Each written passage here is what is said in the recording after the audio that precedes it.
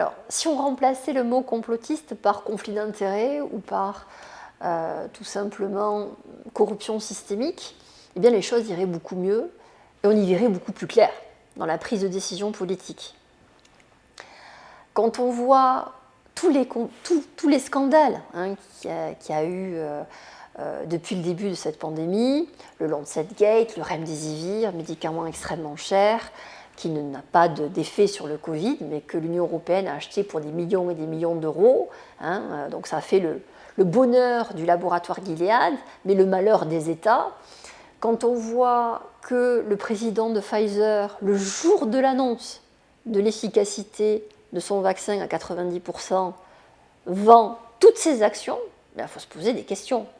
Quand on voit que Pfizer est accusé actuellement de manipulation de données, il faut se poser des questions aussi. On se rend compte qu'en fait, le virus qui gangrène vraiment nos sociétés, nos systèmes de santé, c'est le conflit d'intérêts. C'est le conflit d'intérêts. C'est la corruption systémique.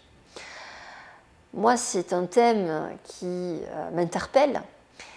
Et j'avais d'ailleurs posé la question à mon gouvernement, car en Andorre, nous avions embauché une personne d'Espagne, coordinateur de l'OMS, pour nous conseiller sur la stratégie vaccinale. Et en faisant des recherches sur ce monsieur, je m'étais rendu compte que dans le passé, il avait des conflits d'intérêts avec les laboratoires pharmaceutiques. Donc j'ai posé la question, une question parlementaire à mon gouvernement, en demandant si ce monsieur en question avait des conflits d'intérêts. La réponse est oui.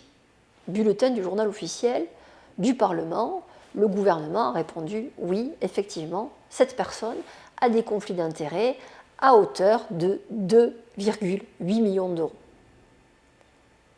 Et ça ne gêne personne. Ça ne gêne personne. Moi, je suis outrée quand je vois ça. Je me demande comment mes collègues parlementaires, comment le gouvernement peut penser qu'une personne soit neutre en touchant 2,8 millions d'euros. Voilà. Donc, j'espère que nos gouvernements respectifs écouteront les virologues qui ne présentent pas de conflit d'intérêts, très important, et que nos gouvernements iront plutôt vers la protection donc, des personnes âgées, des collectifs fragiles au niveau du virus, et laisseront vivre le reste de la population, comme on le faisait d'ailleurs pour la grippe ou d'autres pathologies. Voilà, le coronavirus, ce n'est pas l'Ebola, c'est-à-dire qu'on a une mortalité, une létalité extrêmement faible. Donc je pense qu'on va aller petit à petit vers la raison, on va aller petit à petit vers l'immunité collective, l'immunité naturelle, et qu'on mettra plutôt l'accent sur la protection des personnes fragiles, voilà, qu'il faudra prendre en charge de suite. Voilà, et non pas perdre du temps à tester toute la population en général. Voilà. Donc j'ai bon espoir.